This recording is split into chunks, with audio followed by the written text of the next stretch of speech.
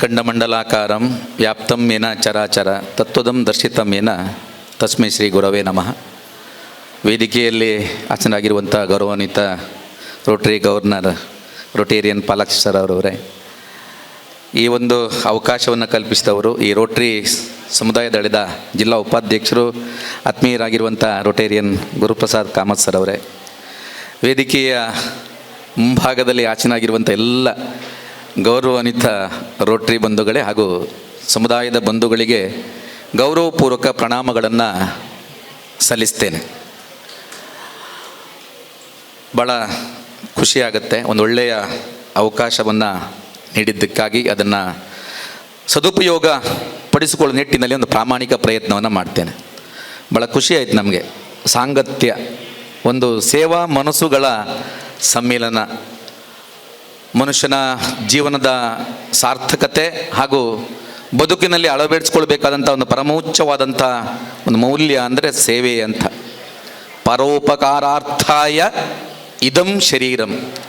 ಈ ನಿಟ್ಟಿನಲ್ಲಿ ಈ ಮನಸ್ಥಿತಿಯೊಂದಿಗೆ ಈ ರೋಟರಿ ಸಂಸ್ಥೆಯ ಒಂದು ಜಾಗತಿಕವಂತ ಸಂಸ್ಥೆಯ ಸದಾಶಯವನ್ನು ಈ ಸಮಾಜದ ಕಟ್ಟಕಡೆಯ ಬಂಧುಗಳಿಗೆ ಮುಟ್ಟಿಸುವುದಕ್ಕೆ ಪ್ರಾಮಾಣಿಕವಾಗಿ ಸಕ್ರಿಯವಾಗಿ ತೊಡಗಿಸಿಕೊಂಡಿರುವಂಥ, ನಿಜವಾದಂಥ ಒಂದು ಮಾನವೀಯ ಸೇವೆಯಲ್ಲಿ ತೊಡಗಿಸಿಕೊಂಡಿರುವಂಥ ಸಮುದಾಯ ದಳದ ನಿಮ್ಮನ್ನು ಉದ್ದೇಶಿಸಿ ಮಾತಾಡುವಂಥದ್ದು ನನ್ನ ಬದುಕಿನ ಭಾಗ್ಯ ಅಂತ ಭಾವಿಸ್ಕೊಳ್ತೇನೆ.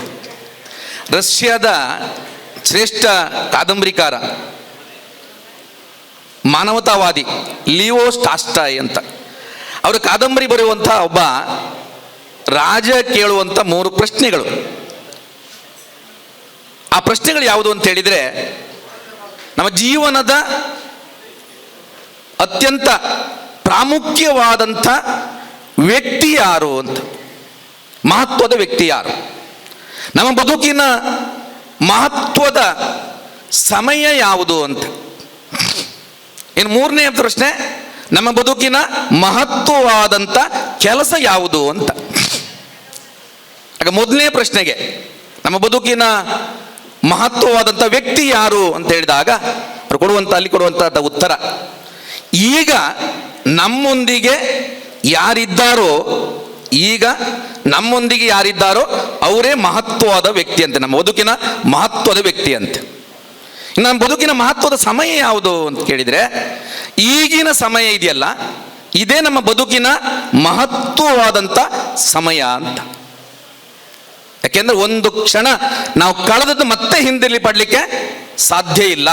ಹಾಗಾಗಿ ಈ ಬದುಕಿನ ಈ ಕ್ಷಣ ಇದೆಯಲ್ಲ ಅತ್ಯಂತ ಮಹತ್ವವಾದದ್ದು. ಅದಕ್ಕೆ ಜಾನ್ ರಸ್ಕಿನ್ ಅಂತ ನಮ್ಮ ಇಂಗ್ಲೆಂಡಿನ ಪ್ರಸಿದ್ಧ ಲೇಖಕ ತನ್ನ ಮೇಜಿನ ಮೇಲೆ ದೊಡ್ಡದಾಗಿ ಬರ್ಕೊಂಡಿದ್ದಂತ, ಟುಡೇ ಅಂತ. ಬದುಕಿರೋದು ಇಂದು. ನಾವು ಯಾವಾಗಲೂ ಒಂದು ಭೂತಕಾಲ, ನಿನ್ನೆ ವಿಚಾರಗಳ ಚಿಂತನೆ ಮಾಡ್ತಾ ಅಥವಾ ನಾಳೆಯ ಬಗ್ಗೆ ಚಿಂತನೆಯನ್ನು ಮಾಡ್ತಾ ಬರುವಂಥದ್ದು ಹೊರತು ಈ ದಿನವನ್ನು ನಾವು ಸರಿಯಾಗಿ ಬಳಸ್ಕೊಳ್ಳೋದಿಲ್ಲ. ಹಾಗಾಗಿ ಈ ಕ್ಷಣ ಇದೆಯಲ್ಲ, ಈ ದಿನದ ಈ ಕ್ಷಣ ಇದು ಅತ್ಯಂತ ಮಹತ್ವದ ಸಮಯ ಅಂತ. ಇನ್ನು 3ನೇ ಪ್ರಶ್ನೆ, ನಮ್ಮ ಬದುಕಿನ ಮಹತ್ವದ ಕೆಲಸ ಯಾವುದು ಅಂತ ಕೇಳಿದರೆ, ಈಗಿನ ಏನು ಕೆಲಸ ಇದೆಯಲ್ಲ, ನಾವು ಈ ಕೆಲಸ ಇದೆಯಲ್ಲ ಇಂದಿನ ದಿನದ್ದು, ಈ ಕೆಲಸವೇ ಅತ್ಯಂತ ಮಹತ್ವದ ಕೆಲಸ. ಇವತ್ತಿನ ಈ ದಿನದ ನಮ್ಮ ಮಹತ್ವದ ಕೆಲಸ ಯಾವುದು ಅಂತ ಹೇಳಿದರೆ, ಈ ರೋಟರಿ ಸಮುದಾಯದ ಬೆಳೆದ ಜಿಲ್ಲಾ ಸಮ್ಮೇಳನದ ಸಾಂಗತ್ಯದ ಸಮ್ಮೇಳನದಲ್ಲಿ ಸಕ್ರಿಯವಾಗಿ ಭಾಗವಹಿಸುವುದಿದೆಯಲ್ಲ, ಇದು ನಮ್ಮೆಲ್ಲರ ಮಹತ್ವದ ಕಾರ್ಯ ಅಂತ ನಾನು ಭಾವಿಸ್ಕೊಳ್ತೇನೆ. ಹಾಗಾಗಿ ಈ ಸಾಂಗತ್ಯದಲ್ಲಿ ಸಂಗಾತಿಗಳಾಗಿ ನಮ್ಮನ್ನು ಜೋಡಿಸುವಲ್ಲಿ ಅತ್ಯಂತ ಅನೇಕರ ಶ್ರಮ ಇದೆ. ಅವರೆಲ್ಲರ ಶ್ರಮವನ್ನು ಅತ್ಯಂತ ತಲೆಬಾಗಿ ಗೌರವಕ್ಕೆ ಹೊಂದಿಸ್ಕೊಳ್ತಾ ಅದನ್ನು ಸಾರ್ಥಕಪಡಿಸುವ ಕೊಟ್ಟು ನಿಟ್ಟಿನಲ್ಲಿ ನಾವೆಲ್ಲರೂ ಪ್ರಾಮಾಣಿಕ ಪ್ರಯತ್ನವನ್ನು ಮಾಡೋಣ ಅಂತ ಹೇಳ್ತಾ, ಬಹಳ ಮುಖ್ಯವಾಗಿ ನಾನು ಕೊಟ್ಟಂಥ ವಿಷಯ ನಿಮ್ಗೆ ಈಗಾಗಲೇ ಗೊತ್ತಿದೆ, ಮಾನವೀಯ ಮೌಲ್ಯಗಳು ಅಂತ. ಒಬ್ಬ ಮನುಷ್ಯನಾಗಿ ನಾವು ಯಾವ ರೀತಿಯ ಮೌಲ್ಯಗಳನ್ನು ಅಳವಡಿಸಿಕೊಳ್ಬೇಕು, ಯಾವ ನಿಯಮಗಳನ್ನು ಪಾಲಿಸಬೇಕು ಅನ್ನುವಂಥದ್ದನ್ನು ತಿಳಿಸುವುದಿದೆಯಲ್ಲ, ಅದಕ್ಕೆ ಹೇಳ್ತಾರೆ ಮಾನವ ಧರ್ಮ ಅಂತ. ಮಾನವೀಯ ಮೌಲ್ಯಗಳನ್ನು ನಾವು ಅಳವಡಿಸಿಕೊಂಡಾಗ ನಾವು ಆ ಧರ್ಮವನ್ನು ಪಾಲಿಸಿದಂತಾಗತ್ತೆ ಅಂತ. ಅದಕ್ಕೆ ಹೇಳ್ತಾರೆ, ಇಡೀ ಜಗತ್ತಿನಲ್ಲಿ ಇರುವಂಥದ್ದು ಒಂದೇ ಒಂದು ಧರ್ಮ ಅಂತೆ. ಎಲ್ಲ ಧರ್ಮಗಳಿಗೂ ಅದು ಅತ್ಯಂತ ಆಧಾರವಾಗಿರುವಂಥ ಧರ್ಮ, ಅದುವೇ ಮಾನವೀಯ ಧರ್ಮ ಅಂತ. ಈ ಮಾನವೀಯ ಧರ್ಮ ಅಂತ ಬಂದಾಗ, ಈ ಧರ್ಮ ಅಂದ್ರೆ ಏನು ಅಂತ ಹೇಳಿದಾಗ ಮುಖ್ಯವಾದಂಥ ಒಂದು ಮಾತನ್ನ ಪ್ರಾಜ್ಞರು ಹೇಳ್ತಾರೆ. ನಿನ್ನನ್ನು ನೀನು ಅರಿಯುವುದೇ ನಿನ್ನ ಮೊದಲ ಧರ್ಮ ಅಂತ. ನಮ್ಮನ್ನ ನಾವು ಅರ್ಥ ಮಾಡ್ಕೊಳ್ಳೋದಿದೆಯಲ್ಲ, ಅದೇ ಮೊದಲ ಧರ್ಮ ಅಂತ. ಅಂದರೆ ನಾವೆಲ್ಲ ಮನುಷ್ಯರು, ಯಾವುದು ಆಕಾರದಲ್ಲಿ, ಆದರೆ ಸಾರ್ಥಕ ಆಗೋದು ಯಾವಾಗ ಅಂದರೆ ಆಚಾರದಲ್ಲಿ ಅದು ಅಳವಡಿಸಿಕೊಂಡಾಗ. ಅಂದರೆ ನಿಮ್ಗೆ ಗೊತ್ತಿದೆ, ದಾಸರು ಹೇಳ್ತಾರೆ, ಪರಹಿತಾರ್ಥಕ್ಕಿಲ್ಲದವನ ಶರೀರ ಯಾತಕೆ, ಮಾನವ ಜನ್ಮ ದೊಡ್ಡದು, ಇದನ್ನ ಹಾಳು ಮಾಡಿಕೊಳ್ಳದಿರೋ ಬೇಡಿ ಹುಚ್ಚಪ್ಪಗಳಿರ ಅಂತ. ಅಂದರೆ ಈ 84 ಲಕ್ಷ ಜೀವರಾಶಿಗಳಲ್ಲಿ ಈ ಮಾನವ ಶರೀರವನ್ನು ಪಡೆದಂತಾದರೆ ನಾವು ಅತ್ಯಂತ ಭಾಗ್ಯವಂತರು ಅಂತ. ಈ ಮಾನವತ್ವದಿಂದ ನಾವು ಈ ಮಾನವೀಯ ಏನೆಲ್ಲ ಮೌಲ್ಯಗಳಿದೆ, ಆದರ್ಶಗಳಿದೆ, ಅದನ್ನ ಅಳವಡಿಸಿಕೊಂಡಾಗ ಈ ಒಂದು ಹೆಜ್ಜೆ ಮೆತ್ತರಕ್ಕೆ ಇರ್ತೇವೆ. ಎಲ್ಲಿಗೆ ಹೋಗ್ತೇವೆ ನಾವು? ಮಾನವತ್ವದಿಂದ ಮಾಧವತ್ವಕ್ಕೆ, ಆ ದೈವತ್ವಕ್ಕೆ ಏರುವುದಕ್ಕೆ ಇದೊಂದು ಅದ್ಭುತವಾದಂಥ ವೇದಿಕೆ ನಮ್ಮ ಭಗವಂತ ನಮಗೆ ಕಲ್ಪಿಸಿಕೊಟ್ಟಿದ್ದಾನೆ. ಈ ನಿಟ್ಟಿನಲ್ಲಿ ನಾವು ಯೋಚಿಸಿದಾಗ ಸಂತ ಕಬೀರ್ ದಾಸರ ಒಂದು ಮಾತು ನೆನಪಿಗೆ ಬರುತ್ತೆ. ಮಾನವರೆಂದರೆ ಯಾರು? ನೀರಿನ ಗುಳ್ಳೆಗಳು. ಮಾನವರೆಂದರೆ ಯಾರು? ನೀರಿನ ಗುಳ್ಳೆಗಳು. ಬೆಳಗಾಗುತ್ತಲೇ ತಾರೆಗಳಂತೆ ಕಣ್ಮರೆಯಾಗುವರು ಕಬೀರ, ಕಣ್ಮರೆಯಾಗುವರು. ನಮಗೆಲ್ಲ ಗೊತ್ತಿದೆ, ದಾಸರೇ ಹೇಳಬೇಕಾಗಿಲ್ಲ. ನಮ್ಮ ಬದುಕು ಅಂದರೆ ನೀರ ಮೇಲಿನ ಗುಳ್ಳೆ, ನಿಜವಲ್ಲ ಹರಿಯೇ ಅಂತ. ಆದರೆ ಈ ಬದುಕು ಸಾರ್ಥಕ ಆಗೋದು ಯಾವಾಗ ಅಂತ ಹೇಳಿದ್ರೆ, ಈ ಶರೀರದ ಆಶಯ ಏನಿದೆಯಲ್ಲ, ಈ ಮಾನವನಾಗಿ ನಾವು ಹುಟ್ಟಿದ ನಮ್ಮ ಏನು ಉದ್ದೇಶ ಇದೆಯಲ್ಲ, ಅದನ್ನು ಬದುಕಿನಲ್ಲಿ ಅಳವಡಿಸಿಕೊಂಡಾಗ. ಆ ನಿಟ್ಟಿನಲ್ಲಿ ನಮಗೆ ಒಂದು ನೆನಪಾಗತ್ತೆ, ಒಂದು ಅದ್ಭುತವಾದಂಥ ಶುಭಾಷಿತ. ಅನಿತ್ಯಾಣಿ ಶರೀರಾಣಿ ವಿಭೋ ನೈವ ಶಾಶ್ವತ, ನಿತ್ಯಂ ಸನ್ನಿಹಿತೋ ಮೃತ್ಯು ಕರ್ತವ್ಯೋ ಧರ್ಮ ಸಂಗ್ರಹ. ಈ ಸುಭಾಷಿತದಲ್ಲಿ 4 ಅಂಶಗಳಿದೆ. ಅನಿತ್ಯಾಣಿ ಶರೀರಾಣಿ. ನೋಡಿ, ಈ ಶರೀರ ಇದೆಯಲ್ಲ ಶಾಶ್ವತ ಅಲ್ಲ. ಅದಕ್ಕೆ ಪ್ರಾಜ್ಞರು ಹೇಳ್ತಾರೆ, ಹುಟ್ಟು ಆಕಸ್ಮಿಕ, ಸಾವು ನಿಶ್ಚಿತ.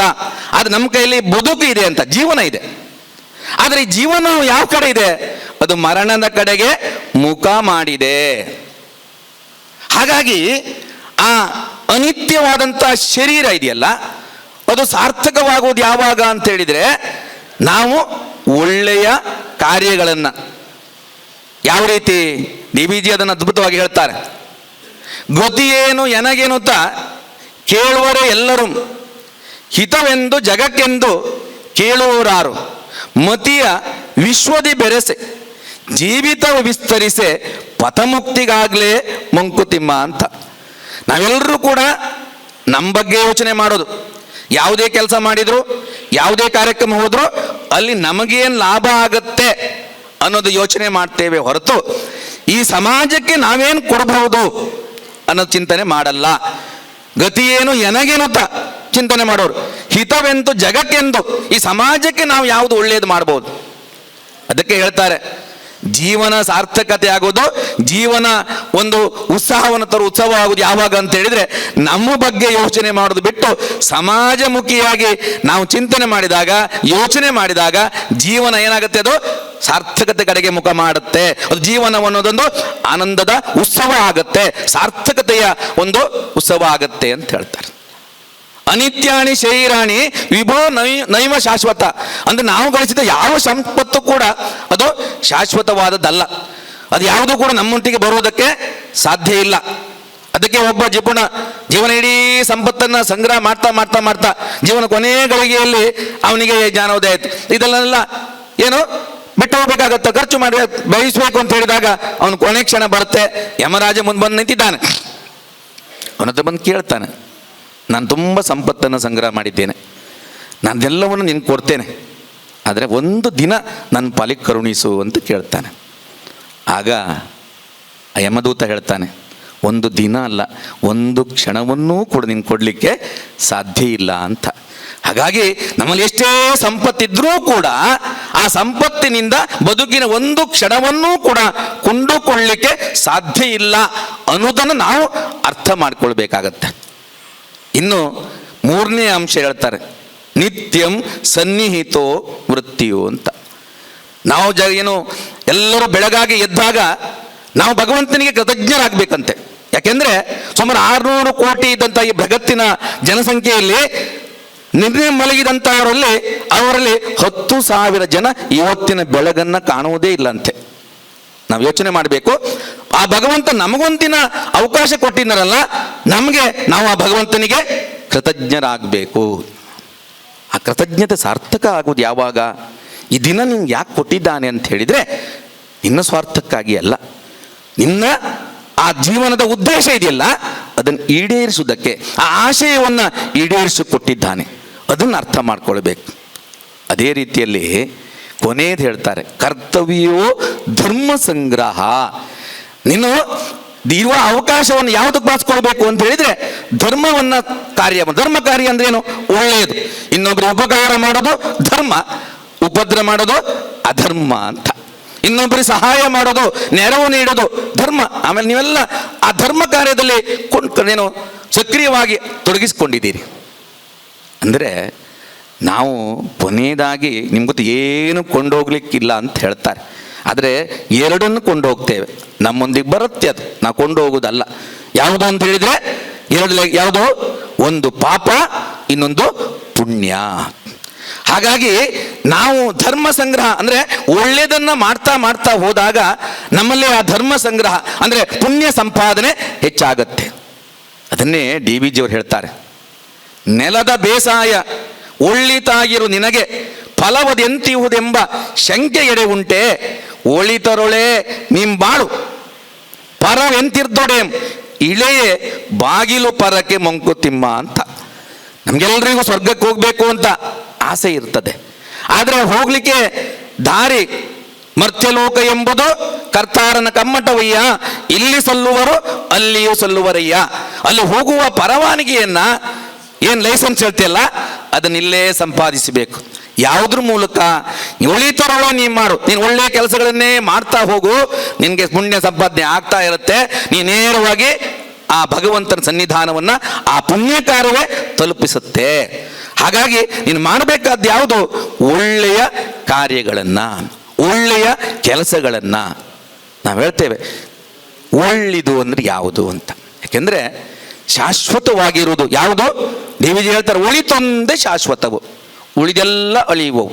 ಒಳಿದು ನೀ ನೀಡಿರೋದು, ನಲವ ನೀನು ಎಸಗಿರೋದು, ಅಳುವ ನೀ ಒರೆಸಿರೋದು, ನಗುವ ನೀ ನಗಿಸಿರೋದು, ನೆಲೆಸುವ ಪರಬೊಮ್ಮನಲ್ಲಿ ಮಂಕುತಿಮ್ಮ. ಜನರನ್ನೆಲ್ಲ ಜನಾರ್ದನನ್ನ ಮುಟ್ಟುತ್ತೆ ಯಾವುದು? ನೀನು ಇನ್ನೊಬ್ಬರ ಅಳುವನ್ನು ಒರೆಸಿದಾಗ, ಇನ್ನೊಬ್ಬರ ಮುಖದಲ್ಲಿ ನಗುವನ್ನು ತರಿಸಿದಾಗ, ನೋಡಿ, ನಗುವ ನೀ ನಗಿಸಿರೋದು, ಅಳುವ ನೀ ಒರೆಸಿರೋದು. ಅಂದರೆ ನೀವು ಮಾಡುವಂಥ ಒಳ್ಳೆಯ ಕಾರ್ಯಗಳಿದೆಯಲ್ಲ ಅದು ಶಾಶ್ವತವಾದದ್ದು ಅಂತ. ಆ ದೃಷ್ಟಿಯಲ್ಲಿ ಅದೇ ನಿಜವಾದಂಥ ಮೌಲ್ಯ, ಮಾನವೀಯ ಧರ್ಮ ಅಂತ. ನಾನು ಇದನ್ನು ಯಾಕೆಂದರೆ ಸಮಯ ನಾನು ನೋಡ್ತಾ ಇದ್ದೆ, ನೀವ್ಯಾರು ನೋಡುವ ಅಗತ್ಯ ಇಲ್ಲ. ಸಮಯ ಅದು ಅದಷ್ಟು ಓಡ್ತಾ ಇರ್ತದೆ. ಯಾಕಂದರೆ ಸಮಯವನ್ನು ಸರಿಯಾಗಿ ಬಳಸ್ಕೊಳ್ಳೋದು ನಮ್ಮೆಲ್ಲರ ಮುಖ್ಯ ಧರ್ಮ ರೇಖಾ ಮೇಡಮ್. ಹಾಗಾಗಿ ಮುಂದೆಲ್ಲ ಭಾಳ ಅನುಭವಿಗಳೇ ನಮ್ಗೆ ಕೂತಿದ್ದಾರೆ. ಹಾಗಾಗಿ ನಿಮ್ಮನ್ನು ನೋಡೋಕ್ಕಿಂತಲ್ಲ ಅವ್ರು ನೋಡಿ ಸ್ವಲ್ಪ ಭಯ ಆಗತ್ತೆ ನಮಗೆ. ಯಾಕೆಂದರೆ ಅವರ ಮಾರ್ಗದರ್ಶನದಲ್ಲಿ ನಾವೆಲ್ಲ ಈ ಮಾತನ್ನು ಕಲಿತವರು. ಹಾಗಾಗಿ ಅಲ್ಲಿ ವಿಜಯೇಂದ್ರ ಸೇರೋದು, ಬಾಲಣ್ಣ ಪಡಿವಾಡ್ರು, ಅವರು ಪ್ರಭಾತ್ ಇದ್ದಾರೆ. ಹಾಗಾಗಿ ಯಾಕೆಂದರೆ ಒಂದು ಮಾತು ನಮ್ಗೆ ಅರ್ಥ ಮಾಡ್ಕೊಳ್ಳಿ, ನಿಮ್ಮೆಲ್ಲ ಕೆಲವರು ಹಿರಿಯರು ಇಲ್ಲಿ ಇದ್ದೀರಿ. ಅನುಭವದ ಪಾಲೊಳ್ ವಿಚಾರ ಮಂಥನವಾಗೆ ಜನೀಕುಂ ಜ್ಞಾನ ನವನೀತ ಅದೇ ಸುಖದಾಂ. ಗಿಣಿ ಓದು ಪುಸ್ತಕ ಜ್ಞಾನ, ನಿನ್ನ ಅನುಭವವೇ ನಿನಗೆ ಧರ್ಮದ ದೀಪ ಮಂಕುತಿಮ್ಮ ಅಂತ. ನಾವು ಪುಸ್ತಕಗಳನ್ನು ಓದಿ ತುಂಬ ಜ್ಞಾನ ಸಂಪಾದನೆ ಮಾಡ್ಬೋದು, ಆದರೆ ನಾವು ಆ ತೊಡಗಿಸಿಕೊಂಡು ಪಡೆದಂಥ ಜೀವನಾನುಭವ ಇದೆಯಲ್ಲ, ಅವು ಯಾವ ಪುಸ್ತಕದಲ್ಲಿ ಕೂಡ ತಿಳಿಗೆ ಸಾಧ್ಯ ಇಲ್ಲ. ಯಾವ ಪುಸ್ತಕ ಜ್ಞಾನ ಕೂಡ ಅದು ಸರಿಯಲ್ಲ, ಅದು ಮಿಗಿಲಾದದ್ದು ಅಂತ. ಹಾಗಾಗಿ ನಾವೆಲ್ಲ ಭಾಷಣ ಮಾಡ್ಬೋದು, ನೀವೆಲ್ಲ ಆ ಕಾರ್ಯದಲ್ಲಿ ತೊಡಗಿಸಿಕೊಂಡು ಆ ಸಾರ್ಥಕತೆಯನ್ನು ಪಡೆದವರು, ಆ ಜ್ಞಾನವನ್ನು ಪಡೆದವರು. ಅದಕ್ಕೆ ಹೇಳ್ತಾರೆ, ಇವತ್ತು ನಿಮಗೆಲ್ಲ ಗೊತ್ತಿದೆ, ನಾವೆಲ್ಲ ಈ ಬದುಕಿನ ಸಾರ್ಥಕತೆ, ಮಾನವೀಯ ಮೌಲ್ಯಗಳೆಲ್ಲ ನೋಡ್ಬೇಕಂದ್ರೆ ಹಳ್ಳಿಗಳಿಗೆ ಹೋಗಬೇಕು ಅಂತ ಹೇಳ್ತಾರೆ. ಯಾಕೆ ಅಂದರೆ ಅಲ್ಲಿ ನಿಜವಾದಂಥ ಆ ಜೀವನ ಆದರ್ಶಗಳನ್ನು, ಜೀವನದ ಮೌಲ್ಯಗಳನ್ನು ನಾವು ಕಾಣುವುದಕ್ಕೆ ಸಾಧ್ಯ. ಯಾಕೆಂದರೆ ಪಟ್ಟಣದಲ್ಲಿ ಇವತ್ತೆಲ್ಲ ಬುದ್ಧಿವಂತರು ಸೇರಿದ್ದಾರೆ, ಹಳ್ಳಿಯಲ್ಲೆಲ್ಲ ಹೃದಯವಂತರು ಸೇರಿದ್ದಾರೆ. ಹಾಗಾಗಿ ಆ ಹೃದಯ ಇದ್ದವರಿಗೆ ಮಾತ್ರ ಇನ್ನೊಂದು ಹೃದಯದ ಮಿಡಿತ ಅದು ಅರ್ಥ ಆಗುವಂಥದ್ದು. ಬದುಕು ಇರುವುದು, ಮೌಲ್ಯ ಇರೋದು ಇಲ್ಲಲ್ಲ, ಇಲ್ಲಿ ಈ ಹೃದಯದಲ್ಲಿ. ಅದನ್ನ ಕಗ್ಗದಲ್ಲಿ ಎಷ್ಟು ಅದ್ಭುತವಾಗಿ DVG ಹೇಳ್ತಾರೆ ಕೇಳಿ. ಹೃದಯ ಜೀವನಕ್ಕಿಂತ ಬೆಲೆ ಇರದೆ, ಫಲವಿರದೆ, ಮಧುರ ಭಾವ, ಪ್ರೇಮ, ದಯೆ ಎಲ್ಲ ಬರಿದೆ. ವಿಧಿಯಂಗಡಿಳೋದನ್ನು ಕಸವೆಂದು ತಳ್ಳುವಡೆ ಬದುಕಿನಲ್ಲಿ ತಿರುಳೇನು ಮಂಕುತಿಮ್ಮ ಅಂತ. ಬದುಕಿನ ಸಾರ ಇರುವುದು, ತಿರುಳಿರುವುದು ಇಲ್ಲಿ ಅಂತ ಹೃದಯವಂತರು ನೀವಿದ್ದೀರಿ. ಹಾಗಾಗಿ ನಿಮಗೆ ನಾವು ಬೋಧನೆ ಮಾಡೋದು ಬಹಳ ಸ್ವಲ್ಪ ಸವಾಲು ಅಂತ ನಾನು ಭಾವಿಸ್ಕೊಂಡು ಬಂದವನು. ಯಾವಾಗಲೂ ನಮ್ದೇನೆಂದರೆ ನುಡಿ ಒಂದು ಮೈಲುದ್ದ, ನಡೆ ಮಾತ್ರ ಚೋಟುದ್ದ. ನುಡಿ ಒಂದು ಮೈಲುದ್ದ, ನಡೆ ಮಾತ್ರ ಚೋಟುದ್ದ. ನಡೆ ನುಡಿಯೋಳ ಅಂತರವ ಶೂನ್ಯಗೈದು ಮೃಡನ ಮೆಚ್ಚಿಸಿ ಪಡೆಯಲ ಆನಂದವನು ನೀನು ನಡೆ ನುಡಿಯೋಳು ಒಂದಾಗೋ ಬೋಳು ಬಸವ ಅಂತ ನಿಜಗುಣ ಕವಿ ಹೇಳಿರುವಂತಹದ್ದು.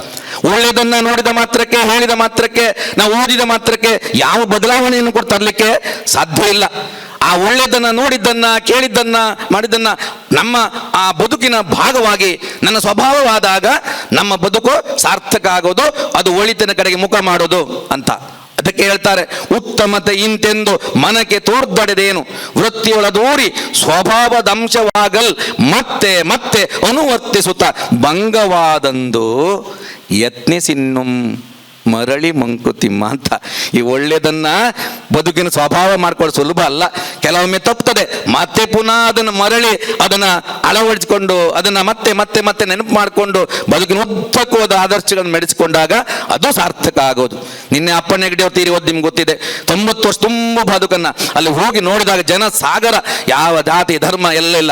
ಯಾಕೆಂದ್ರೆ ಆ ಬದುಕಿನ ಆದರ್ಶಗಳನ್ನ, ಮೌಲ್ಯಗಳನ್ನ ಬೋಧನೆ ಮಾಡಿಲ್ಲ ಅವರು. ಬದುಕಿನಲ್ಲಿ ತಮ್ಮ ಬದುಕಿನ ಅಳವಡಿಸಿಕೊಂಡು ಆ ಮೂಲಕ, ಯಾಕಂದ್ರೆ ಮನುಷ್ಯನು ಒಳ್ಳೆಯ ಮೌಲ್ಯಗಳನ್ನು ಅಳವಡಿಸಿಕೊಂಡಾಗ ಅವನು ಮಾಧವತ್ವಕ್ಕೆ ಏರ್ಲಿಕ್ಕೆ ಸಾಧ್ಯ.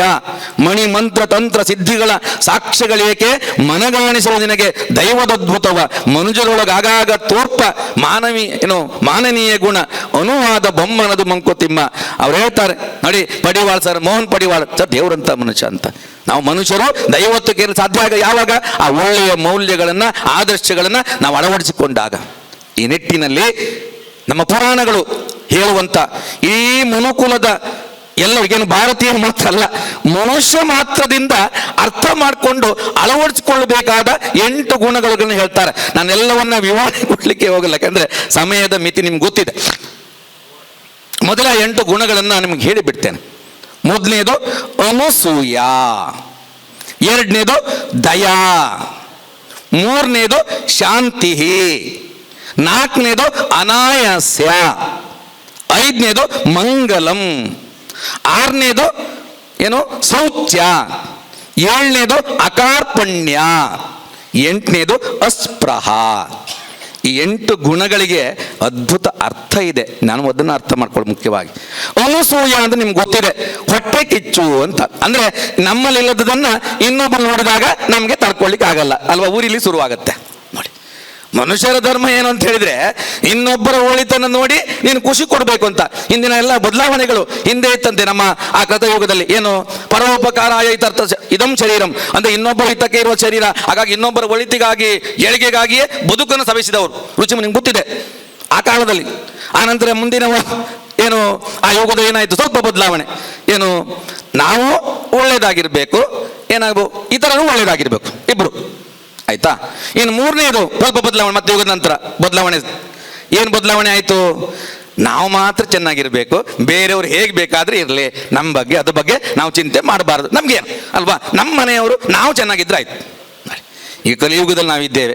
ಈಗೇನು ಗೊತ್ತಾ ನಿಮಗೆ, ನಾವು ಚೆನ್ನಾಗಿರೋ ಮುಖ್ಯ ಮಾತ್ರ ಅಲ್ಲ, ಇನ್ನೊಬ್ರು ಚೆನ್ನಾಗಿರಬಾರ್ದು. ಇದು ಬಹಳ ಕಷ್ಟ ಆಗಿದೆ. ಇದೇ ಗೊತ್ತಾ ನಿಮಗೆ, ನಮಗೆ ಏನು ಸಮಸ್ಯೆ ಆಗಿರೋದು ಎಲ್ಲಿ ಅಂದರೆ, ನಮ್ಮ ಆಚೆ ಮನೆಯವರು ಒಳ್ಳೇದಾಗಿದ್ದಾರೆ, ನಮ್ಮ ಸ್ನೇಹಿತ ದೊಡ್ಡದಾಗಿದೆ, ಕಾರಲ್ಲಿ ಓಡಾಡ್ತಿದ್ದಾನೆ. ಹಾಗಾಗಿ ನಮಗೆ ನಮ್ಮಲ್ಲಿ ಇದೆಲ್ಲ, ಇನ್ನೊಬ್ಬರಲ್ಲಿ ಏನಿದೆ, ನಮ್ಮ ಇನ್ನೊಬ್ಬರು ನೋಡಿ ಬದುಕ್ತಾ ಇದ್ದಾವಲ್ಲ, ಇದೇ ನಮ್ಮ ಕಷ್ಟ ತರ್ತಾ ಇರೋದು. ಹಾಗಾಗಿ ಅನಸೂಯ ಅಂದ್ರೆ ಏನು ಅಂದರೆ, ಇನ್ನೊಬ್ಬರ ಒಳ್ಳೆತನವನ್ನ ಒಳ್ಳೆಯದನ್ನು ನೋಡಿ ಮೆಚ್ಚು, ಒಳ್ಳೆಯದನ್ನು ಮೇಡಿ ಮೆಚ್ಕೊಳ್ಬೇಕು. ಇನ್ನು ನಿನ್ನದನ್ನು ಯಾರ ಹತ್ರ ಕೊಚ್ಚಿಕೊಳ್ಳಬೇಡ ಅಂತ ನಮ್ಮನ್ನು ನಾವು, ಯಾಕಂದ್ರೆ ಪರ ಏನು ಪ್ರಶಂಸೆ ಇದೆಯಲ್ಲ, ಒಬ್ಬರು ಆತ್ಮಹತ್ಯೆಗೆ ಸಮಾನ ಅಂತ ನಿಮ್ಗೆ ಗೊತ್ತಿತ್ತು, ಹೇಳಿದ್ದೀರಿ. ನಮ್ಮನ್ನು ನಾವೇ ಹೊಳ್ಕೊಳ್ಳೋದು, ನಾನು ಹಾಗೆ ಮಾಡಿದೆ ಹೀಗೆ ಮಾಡಿದೆ ಅಂತ ನಮ್ಮನ್ನು ನಾವು ಹೊಳ್ಕೊಳ್ಳೋದಲ್ಲ, ನಮ್ಮ ಬಗ್ಗೆ ಬೇರೆಯವರು ಮಾತಾಡಬೇಕು ನೋಡಿ. ನಾವು ಇತರರ ಬಗ್ಗೆ ಆ ಒಳ್ಳೆತನವನ್ನ ಮೆಚ್ಕೊಳ್ಬೇಕು. ಮತ್ತೊಂದು ಬಹಳ ಮುಖ್ಯದ ಗುಣ ಇದೆ, ಇನ್ನೊಬ್ಬರು ನಮಗೆ ಒಳ್ಳೆಯದನ್ನು ಹೇಳುವಾಗ ನೀನು ಸಂಕಟ ಪಡಬಾರ್ದು. ನಮ್ಗದೇ ಆಗೋದು. ಈಗ ಇನ್ನೊಬ್ಬರು ಒಳ್ಳೆಯದು ಮಾಡಿದ್ರೆ ಹೇಳಿದಾಗ ನಮ್ಗೆ ತಡ್ಕೊಳ್ಲಿಕ್ಕೆ ಆಗಲ್ಲ. ಅದು ನಿಜವಾದ ಅನುಭವ ಅಂದ್ರೇನು, ಇನ್ನೊಬ್ಬರ ಒಳ್ಳೆಯದನ್ನು ನೋಡಿ ಒಳ್ಳೆಯ ಮಾತುಗಳನ್ನ ಅವ್ರು ಹೇಳಿದ್ ಕೇಳಿ ನೀವು ಖುಷಿ ಪಡಬೇಕು, ನಿಂಗೆ ಸಂಕಟ ಆಗಬಾರ್ದು.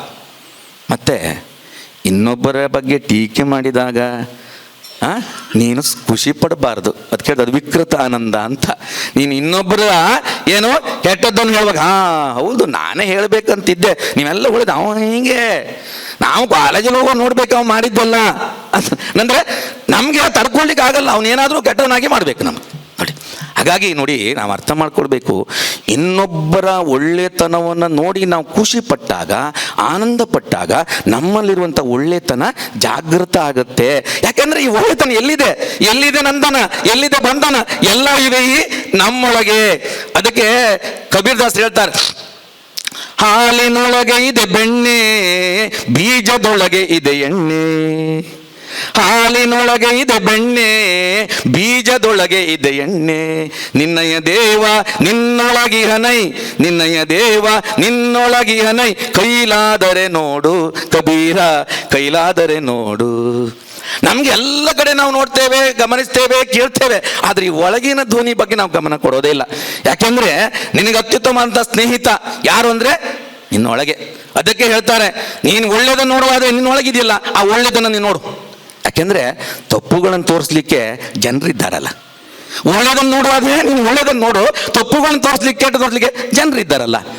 ನೀನು ಕನಸನ್ನು ಕಾಣೋದಾದ್ರೆ ಆಕಾಶದೆತ್ತರ ಕನಸು ಕಾಣು, ಆದ್ರೆ ನೆಲಕ್ಕೆ ಬೀಳಿಸ್ಲಿಕ್ಕೆ ಜನರಿದ್ದಾರಲ್ಲ ನೋಡಿ. ನೀನು ಹೆಜ್ಜೆ ಇಡೋದಾದ್ರೆ ಮುಂದಿನ ಒಂದು ಹೆಜ್ಜೆಯನ್ನು ಇಡು, ಯಾಕೆಂದ್ರೆ ಹಿಂದಡಿ ಕೆಳಿಲಿಕ್ಕೆ ಜನರಿದ್ದಾರಲ್ಲ. ಹಾಗಾಗಿ ನಾವು ಅವರೇನು ಅನ್ನೋರು ಇವರೇನು ಅನ್ನೋರು ಎಂದೇನಪ್ಪ ನಿದ್ದೆಗಿಡುವೆ ಏಕೆ, ನೀನೆಷ್ಟೇ ನೆಟ್ಟಗಿರು, ಟೀಕೆಗಿದೆ ಅವಕಾಶ ಇರು ನೀನು ನಿನ್ನಂತೆ ಮುದ್ದು ರಾಮ ಅಂತ ಶಿವಪ್ಪ ಹೇಳಿದ ಹಾಗೆ. ಹಾಗಾಗಿ ನಾವು ಲೋಕದ ಡೊಂಕ ನೀವೇಕೆ ತಿದ್ದುವಿರಿ ಅಂತ ಹೇಳಿದ ಏನು ಹೇಳಿದ್ದವರು ಅಂದ್ರೆ, ಇನ್ನೊಬ್ಬ ಬಗ್ಗೆ ಏನಲ್ಲ, ನಿನ್ನ ಬಗ್ಗೆ ನೀನು ಯೋಚನೆ ಮಾಡ್ಕೊಡು. ಕೆಟ್ಟ ಜನರಿಯರೆಂದು ನಿಟ್ಟಿಸರು ಬಿಡಬೇಡ, ಮೊಟ್ಟ ಮೊದಲ ಹಾಗೂ ನೀನು ಒಳ್ಳೆಯವನು. ಕೆಟ್ಟವರಲ್ಲಿ ಒಬ್ಬ ಕಡಿಮೆಯಾದಡೆ ಜಗಕ್ಕೆ ಎಷ್ಟೊಂದು ಒಳ್ಳೆಯದುಗಳು ಬಸವಂತ. ನಾನು ಅವರು ಇಲ್ಲ ಇವರು ಸರಿ ಇಲ್ಲಲ್ಲ, ನಾವು ಹೇಗಿದ್ದೇವೆ ಎಂದು ಅರ್ಥ ಮಾಡಿಕೊಂಡಾಗ ಅದು ಸಾರ್ಥಕತೆ ಆಗೋದು. ನಮ್ಮನ್ನ ತಪ್ಪು ಇನ್ನೊಬ್ಬರು ಹೇಗಿದ್ದಾರೆ ನಮ್ಮ ಮುಖ್ಯ ಅಲ್ಲ, ನಾವು ಹೇಗಿದ್ದೇವೆ ಹೇಗಿರಬೇಕು ಅನ್ನೋದು ಬಹಳ ಮುಖ್ಯ. ಆಗ ನಾವು ಹೇಗಿದ್ದೇವೆ ಅಂತ ಅರ್ಥ ಮಾಡ್ಕೊಂಡಾಗ ನಾವು ಹೇಗಿರಬೇಕು ಅನ್ನೋದಕ್ಕೆ ಅದನ್ನು ದಾರಿ ಕಂಡುಕೊಳ್ಳಲಿಕ್ಕೆ ಸಾಧ್ಯ ಆಗುತ್ತೆ. ಅದಕ್ಕೆ ಕಬೀರ್ ದಾಸ್ ಹೇಳೋದು, ಎಲ್ಲಿ ಪರಿವರ್ತನೆ ಅಂತ ಹೇಳಿದಕ್ಕೆ ಅವ್ರು ಹೇಳ್ತಾರೆ, ಕೆಡುಕರನು ನಾ ಹುಡುಕುತ್ತ ಹೊರಟೆ, ಕೆಡುಕರಾರು ಇಲ್ಲ. ಕೆಡುಕರನು ನಾ ಹುಡುಕುತ್ತ ಹೊರಟೆ, ಕೆಡುಕರಾರು ಇಲ್ಲ. ನಿನ್ನಯ ಮನವನು ನೀನೇ ನೋಡ, ನಿನಗಿಂತ ಕೆಡುಕರಿಲ್ಲ ಕಬೀರ, ನಿನಗಿಂತ ಕೆಡುಕರಿಲ್ಲ. ನಾವೆಲ್ಲ ಇನ್ನೊಬ್ಬರ ಕಡೆ ನೋಡೋದು, ಇಲ್ಲಿ ನಮ್ಮೊಳಗೆ ಇದೆಯಲ್ಲ ಎಲ್ಲ ಇಲ್ಲಿದೆ. ಮಲ ಇರದ ಮೈ ಇರದು, ಕೊಳ ಇರದ ಮನ ಇರದು, ಗಳಿಗೆ ಗಳಿಗೆಯೋ ಬೆವರೆ ಬಾಳಿಗೆ ಕುರುವು, ಕೊಳೆಯುವುದಚ್ಚರಿಯಲ್ಲವೋ ಕೊಳೆಯುವುದಚ್ಚರಿಯೋ ಜಳಕವಾಗಿಸು ಬಾಳಿಗೆ ಮರಳು ಮನಿ ಅಂತ. ನಾವು ಸ್ನಾನ ಯಾವುದಕ್ಕೆ, ದೇಹಕ್ಕೆ ಒಂದು ಕ್ವಾಟ್ಲಿ ಕೊಳೆಯನ್ನು ತುಂಬಿ ಒಂದು ಚಂದ ಸೋಪಾಗಿ ತೊಳಿರಿ, ಆ ಬಾಟ್ಲಿ ಒಳಗಿನ ಕೊಳೆ ಹೋಗುತ್ತಾ? ನಾವು ದೇಹವನ್ನು ತೊಳಿತಾ ಇದ್ದೇವೆ, ಆದರೆ ಈ ಮನಸ್ಸಿನ ನೋಡಿ ಇಂತಹ ಕಾರ್ಯಕ್ರಮಗಳು ಏನು ಮಾಡುತ್ತೆ, ನಮ್ಮ ಮನಸ್ಸಿನ ಮಲಿನತೆಯನ್ನ ಏನು ಮಾಡುತ್ತೆ? ದೂರ ಮಾಡುತ್ತೆ. ಒಳ್ಳೆಯವರ ಸಹವಾಸ, ಒಳ್ಳೆಯ ಚಿಂತನೆ, ಒಳ್ಳೆಯ ಓದು ಅಲ್ಲ, ಅದು ನಮ್ಮ ಮನಸ್ಸಿನ ಕೊಳೆಯನ್ನು ಏನು ಮಾಡುತ್ತೆ? ದೂರ ಮಾಡುತ್ತೆ. ಒಂದು ಲೋಟದಲ್ಲಿ ಕೊಳಕಿದೆ, ಕೊಳೆ ಇದೆ ಅಂತ ಆದರೆ ನೀವೇನು ಮಾಡ್ಬೇಕು? ಅದಕ್ಕೆ ಒಳ್ಳೆ ನೀರು ಬೆರೆಸ್ತಾ ಹೋಗಿ ಆ ಕೊಳೆ ಎಲ್ಲ ತಿಳಿಯ ನೀರಾಗ್ಬಿಡುತ್ತೆ. ಹಾಗೆ ನಮ್ಮ ಒಳಗೆ ಒಳ್ಳೆದನ್ನು ತುಂಬಿಕೊಳ್ತಾ ಹೋಗ, ಆ ಕೆಟ್ಟದಕ್ಕೆ ಜಾಗನೇ ಅಲ್ಲಿ ಇರಲ್ಲ. ಹಾಗಾಗಿ ಇಡೀ ಜಗತ್ತಲ್ಲಿ ಪ್ರೀತಿಯನ್ನು ತುಂಬಿಕೊಳ್ಳೋ, ನಿಮ್ಮ ಜಗತ್ತೆಲ್ಲ ಕಡೆ ನೀವು ಪ್ರೀತಿಯನ್ನು ಕಾಣೋದಕ್ಕೆ ಸಾಧ್ಯ ಆಗತ್ತೆ. ಆ ದೃಷ್ಟಿಯಿಂದ ಅನಸೂಯ ಅಂತ ನಿಮ್ಗೆ ಅರ್ಥ ಆಯಿತು. ದಯಾ ಅಂತ ಹೇಳಿದರೆ ಕರುಣೆ ನಿಮ್ಗೆ ಗೊತ್ತಿದೆ, ಇನ್ನೊಬ್ಬರ ಸಂಕಷ್ಟಕ್ಕೆ ನೆರವಾಗೋದು. ಅಂದರೆ ನಮ್ಮ ವೈರಿಗಳಿಗೆ ಯಾವುದೇ ಸಂಕಟ ಬಂದಾಗ ನೆನ್ಪಿಟ್ಕೊಳ್ಬೇಕು, ಕಷ್ಟ ಬಂದಾಗ, ನಮಗೆ ಕಷ್ಟ ಬಂದಾಗ ನಾವೇನು ಬಯಸ್ತೇವೆ? ಯಾರಾದರೂ ಬಂದು ಸಹಾಯ ಮಾಡಿದರೆ ಅಂತ ನಾವು ಅಂದ್ಕೊಳ್ಳೋದಿಲ್ವಾ? ಹಾಗೆ ನೀನು ವೈರಿಗೆ ಕಷ್ಟ ಬಂದರೂ ಕೂಡ ನೀನು ಸಹಾಯ ಮಾಡಬೇಕು ನೋಡಿ. ಅಂತ ಹೇಳಿದರೆ ಯಾರಿಗೇ ಕಷ್ಟ ಬರಲಿ, ಅವನೇ ನಂಗೆ ಸಹಾಯ ಮಾಡಿದ್ದಾನೆ ಅಂತ ನಾವು ಯೋಚನೆ ಮಾಡೋದಲ್ಲ. ಯಾರಿಗೆ ಸಹಾಯ ಮಾಡಲಿ, ಕಷ್ಟ ಬರಲಿ, ಅವರಿಗೆ ನಮ್ಮಿಂದಾದ ಅಂದರೆ ನಾವು ಏನು ಬಯಸ್ತೇವೋ ಅವರಿಗೆ ಅದನ್ನು ಮಾಡುವುದಿದೆಯಲ್ಲ, ಅದಕ್ಕೆ ದಯಾ ಅಂತ ಹೇಳ್ತೇವೆ. ಈಗ ಶಾಂತಿ ಅಂತ ಹೇಳಿದ ಅರ್ಥ ಏನು ಅಂತ ಹೇಳಿದ್ರೆ, ನಮ್ಮ ಕಾಯ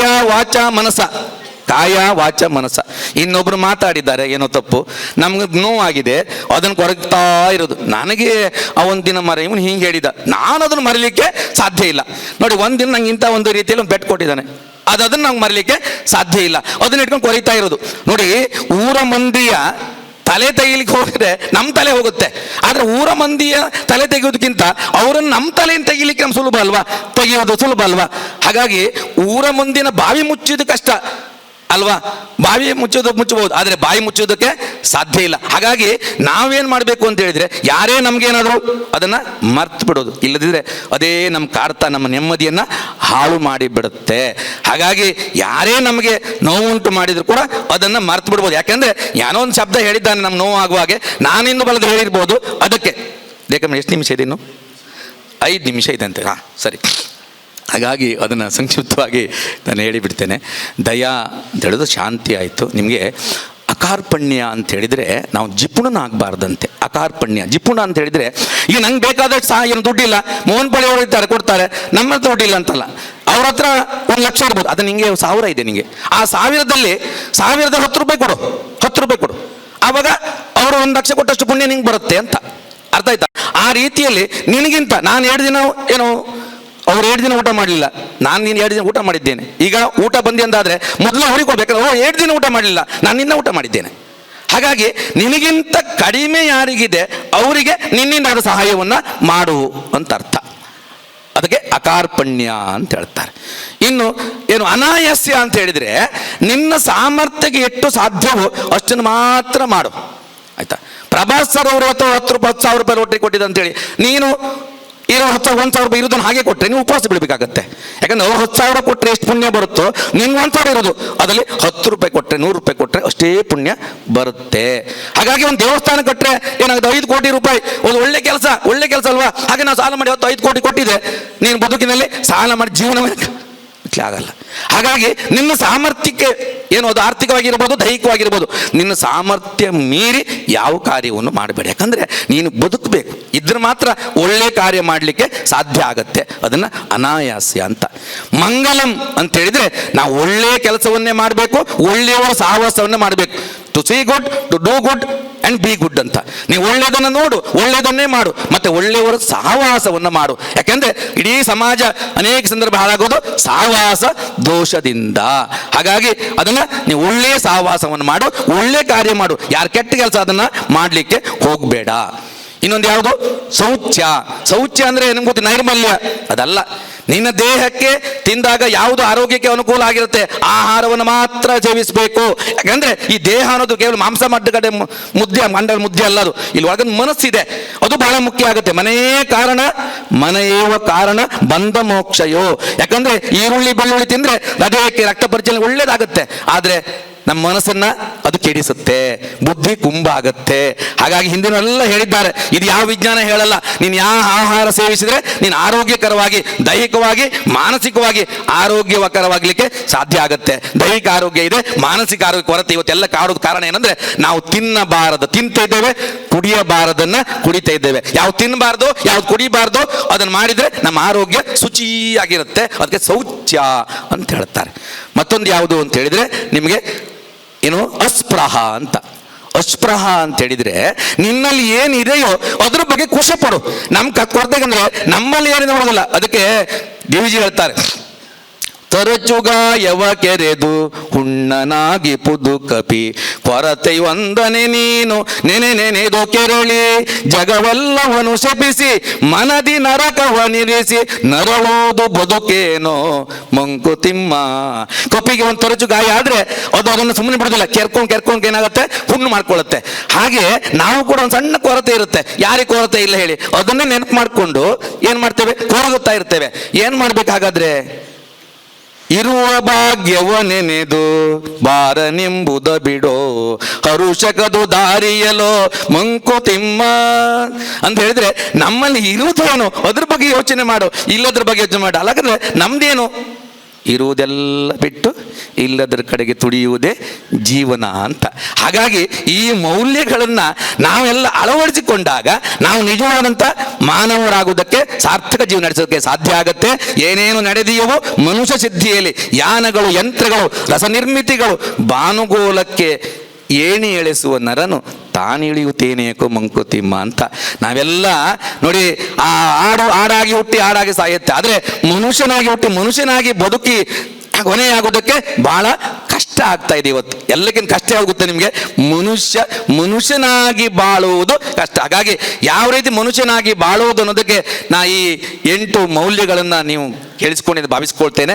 ಹಾಗಾಗಿ ಬಹಳ ಶ್ರದ್ಧೆಯಿಂದ, ಆಸಕ್ತಿಯಿಂದ ನೀವು ಕೇಳಿದ್ದೀರಿ. ನಾನು 2 ಕಗ್ಗವನ್ನು ಹೇಳಿ, ಯಾಕಂದ್ರೆ DVGಯ ಕಗ್ಗ ಅಂದ್ರೆ ಅದು ಬದುಕಿನ ಸಾರ ಮೌಲ್ಯಗಳನ್ನು ತಿಳಿಸುವಂತ ಒಂದು ಆಗರ, ಅದು ಬದುಕಿನ ಪಾಠ ಪುಸ್ತಕ. ಹಾಗಾಗಿ ಸಾಧ್ಯ ಆದರೆ ಅದನ್ನು ಓದಿ ಅಂತ ವಿನಂತಿಯನ್ನು ಮಾಡಿಸ್ಕೊಳ್ತಾ ಎಲ್ಲರಿಗೂ ಅವಕಾಶಕ್ಕಾಗಿ ವಂದಿಸಿ ನನ್ನ ಮಾತು ಮುಗಿಸುವಂತ 2 ಕಗ್ಗವನ್ನು ಹೇಳ್ತೇನೆ. ಪರಹಿತದ ಮಾತಿರಲಿ ಪರರಿನೇ ಜೀವಿಪನು ನರಜಂತು ಪಶು ಪಕ್ಷಿ ಕೀಟ ಮೀನ್ಗಳವೋಲ್ ಪರರಿನೆಳೆಸದೇನನು ಪರರಿಗುಪಕರಿಪ ತರು ಜನ್ಮವದು ಪುಣ್ಯ ಮಂಕುತಿಮ್ಮ. ನೆರಳಿನಿ ತನು ಕೊಡುವ ದಣಿವಿನಿ ತನು ಕಳೆವ ತಿರೆಯ ಹೊರೆಯ ನಿನಿತು ಸುಳು ಎನಿಪ ತರುವಾಗಿ ಮನೆಯ ಒಳಗು ಹೊರಗು ಬೆಳೆಯುತ್ತಿರೆ ವರಧರ್ಮವದೆಲ್ಲವೋ ಮಂಕುತಿಮ್ಮ. ಇಳೆಯಿಂದ ಮೊಳಕೆ ಹೊಗೆ ಒಂದು ತಮಟೆಗಳಿಲ್ಲ, ಫಲಮಾಗುವೊಂದು ತುತ್ತೂರಿ ದನಿಯಿಲ್ಲ, ಸೂರ್ಯ ಚಂದ್ರರದು ಒಂದು ಸದ್ದಿಲ್ಲ, ಹುಲಿ ನಿನ್ನ ತುಟಿಗಳನ್ನು ಮಂಕುತಿಮ್ಮ. ನಗು ನಗುವ ಕಂಗಳಿಗೆ ಹೊಗೆಯನುದಲು ಬೇಡ, ಜಗವು ಸುಡುಗಾಡೆನುವ ಕಡು ತಪವು ಬೇಡ, ಮಗುವು ತಾಯಿ ತಂದೆ ಕಣ್ಮುಂದೆ ನಡೆವಂತೆ ನಡೆ, ಮಿಗೆ ಚಿಂತೆ ತಲೆ ಹೊರಟೆ ಮಂಕುತಿಮ್ಮ. ರಾಮನಂ ಭರತನುಂ ತಬ್ಬಿಕೊಂಡತ್ತಂದು ಪ್ರೇಮಾಶ್ರು ಉಕ್ಕಿ ನದಿಯಾಗಿ ಪರಿವಂದು, ಸೀಮೆಯ ಮುಟ್ಟಿತನ ಬಾಂಧವ್ಯ ಸೌಂದರ್ಯ ಕ್ಷೇಮವದು ಜೀವನಕ್ಕೆ ಮಂಕುತಿಮ್ಮ. ನಗುಮನದಿ ಲೋಗರ ವಿಕಾರಂಗಳನ್ನು ಕಂಡು ಬಿಗಿ ತುಟಿಯ ದುಡಿವಂದು ನೋವ ಪಡುವಂದು, ಪೊಗು ವಿಶ್ವ ಜೀವನದ ಜೀವಾಂತರಂಗದಲ್ಲಿ ನಗು ನಗುತ್ತ ಬಾಳ್ತೆರಳೋ ಮಂಕುತಿಮ್ಮ. ಸ್ಮಿತವಿರಲಿ ವದನದಲ್ಲಿ ಕಿವಿಗೆ ಕೇಳಿಸದಿರಲಿ, ಹಿತವಿರಲಿ ವಚನದಲ್ಲಿ ಋತವ ಬಿಡದಿರಲಿ, ಮಿತವಿರಲಿ ಮನಸ್ಸಿನ ಉದ್ವೇಗದಲ್ಲಿ ಭೋಗದಲ್ಲಿ, ಅತಿ ಬೇಡ ಎಲ್ಲಿಯೂ ಮಂಕುತಿಮ್ಮ. ರಾಮ ನಿರ್ದಂದು ರಾವಣಿ ನಿರ್ಧನಲ್ಲ, ಭೀಮ ನಿರ್ದಂದು ದುಶ್ಯಾಸನದೋರ್ವನ್, ಈ ಇಳೆಯೊಳು ಕೆಡುಗಿರ್ದುದೆಂದು ರಾಮ ಭಟನಾಗುನಿ ಮಂಕುತಿಮ್ಮ. ರಾಮ ಭಟನಾಗುನಿ ಮಂಕುತಿಮ್ಮ. ಪ್ರತ್ಯಕ್ಷವಿಲ್ಲದ ಸ್ವಾಮಿಯಂ ನೆನೆ ನೆನೆದು ನಿತ್ಯ ಭಕ್ತಿಯ ಸೇವೆಗೈದಂ ಭರತ, ನಿತ್ಯ ಜೀವನದಿ ನೀನಾ ನಯವನ್ನು ಅನುಸರಿಸು ಸ್ವಾರ್ಥದಾಸೆಯ ನೀಗಿ ಮಂಕುತಿಮ್ಮ.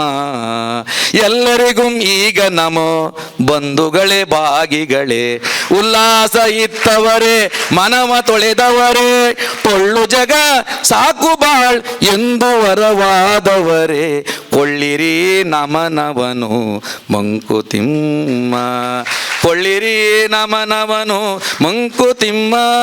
ಧನ್ಯವಾದಗಳು. Thank you.